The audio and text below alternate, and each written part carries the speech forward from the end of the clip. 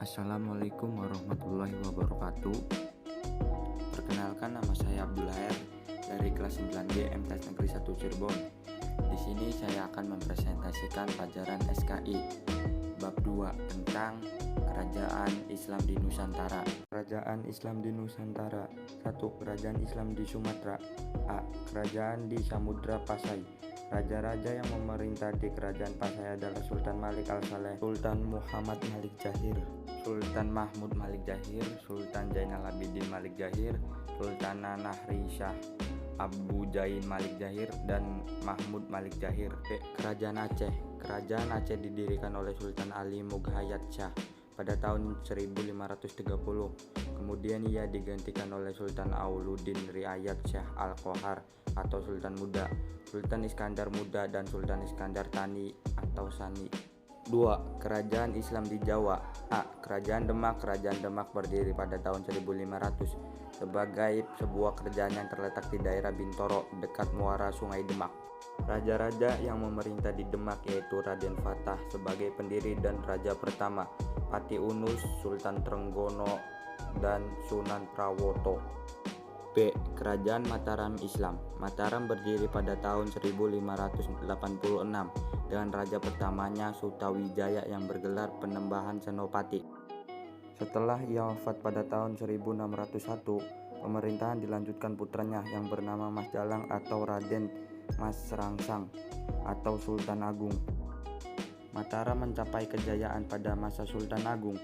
Pengaruh Mataram memudar setelah Sultan Agung wafat pada tahun 1645. C. Kerajaan Islam Cirebon. Asal-usul nama Cirebon terdapat dua pendapat. Pertama, menurut Babat Cirebon disebut bahwa Cirebon berasal dari kata ci dan rebon atau udang kecil. Versi lain yang diambil dari kitab Nagara Kertabumi menyatakan bahwa Cirebon adalah perkembangan dari kata Caruban yang berasal dari istilah Sarumban yang berarti pusat perkembangan penduduk. Pendiri kerajaan Cirebon adalah Walang Sungsang, namun tokoh yang berhasil meningkatkan statusnya menjadi sebuah kerajaan adalah Syarif Hidayatullah atau Sunan Gunung Jati. Ia merupakan keponakan sekaligus menggantikan Pangeran Cakrabuana sebagai penguasa Cirebon. Dialah pendiri dinasti Raja-Raja Cirebon dan kemudian juga Banten. Sepeninggal Fatahillah, karena tidak ada calon lain yang layak menjadi raja, tahta kerajaan jatuh kepada Pangeran Mas, yaitu putra tertua Pangeran Dipati Carbon atau Cicit Sunan Gunung Jati.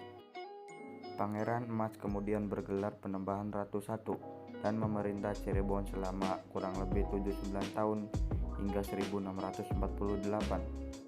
Saat kepemimpinan Sultan Tirtayasa, Kesultanan Cirebon dibagi dua, yaitu Kesepuhan dan Kanoman. Pangeran Martawijaya diangkat menjadi Sultan Keraton Kesepuhan dan memerintah hingga tahun 1703. Adapun Pangeran Kartawijaya diangkat menjadi Sultan Keraton Kanoman dan memerintah hingga tahun 1723. D. Kerajaan Islam Banten. Pada awalnya, kawasan Banten yang dikenal pula dengan sebutan Banten Girang merupakan bagian dari kerajaan Sunda.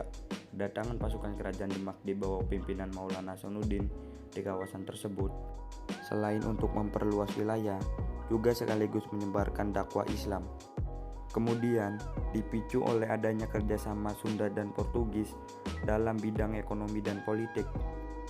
Hal ini dianggap dapat membahayakan kedudukan kerajaan Demak selepas kegagalan mereka mengusir Portugis dari Malaka tahun 1513. Atas perintah Sultan Trenggono, Maulana Hasanuddin bersama Fatahillah melakukan penyerangan dan penaklukan Pelabuhan Kelapa sekitar tahun 1527, di mana waktu itu masih merupakan pelabuhan utama dari kerajaan Sunda. Masa Sultan Agung Tirtayasa 1651 sampai 1682 dipandang sebagai periode kejayaan Banten. Di bawah kekuasaannya, Banten memiliki armada yang mengesahkan dibangun berdasarkan contoh Eropa, serta telah mengupah orang Eropa bekerja pada kerajaan Banten.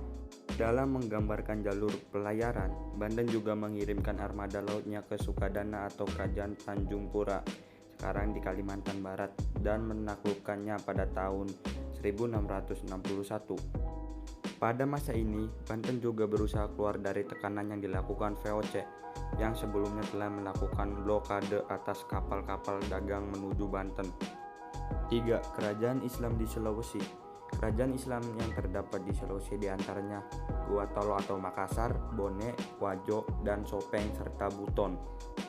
Dari sekian banyak kerajaan itu, yang paling terkenal adalah Goa dan Talo. Pada awalnya, di daerah Goa terdapat 9 komunitas yang dikenal dengan nama Batek Salapan atau 9 bendera, yaitu Tambolo Laklung, Parang-Parang, Data, Agang Jene, Saumata, Bisai, Sero, dan Kalili, yang kemudian menjadi pusat kerajaan Goa. Kerajaan ini mencapai puncak kebesarannya pada masa pemerintahan Sultan Hasanuddin atas keberanian Sultan Hasanuddin melawan Belanda. Mereka memberikan julukan kepadanya sebagai ayam jantan dari timur. Sekian dari saya, kurang lebihnya mohon maaf. Wassalamualaikum warahmatullahi wabarakatuh.